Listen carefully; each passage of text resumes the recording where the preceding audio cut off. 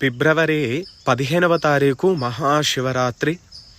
ఆ రోజు ప్రతి ఒక్కరూ కూడా మీ ఇంట్లో ఉన్న శివలింగము లేదంటే మీ దగ్గరలో ఉన్న శివాలయానికి వెళ్ళి నేను చెప్పిన మంత్రాన్ని ఖచ్చితంగా వినండి.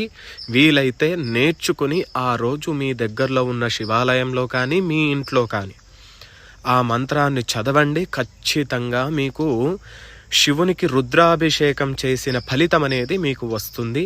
మంత్రం చెప్తున్నా, శ్రద్ధగా వినండి. హర హర హర నమః సోమాయ చ రుద్రాయ చ నమస్తామ్రాయ చ రుణాయ చ నమః శంగాయ చ పశుపతయే చ నమః ఉగ్రాయ చ భీమాయ చ నమో అగ్రే వదాయ చ దూరే వదాయ చ నమో హంత్రే చ హనీయసే చ నమో వృక్షేభ్యో హరికేశేభ్యో నమస్తారాయ నమః శంభవే చ మయోభవే చ నమః శంకరాయ చ మయస్కరాయ చ నమః శివాయ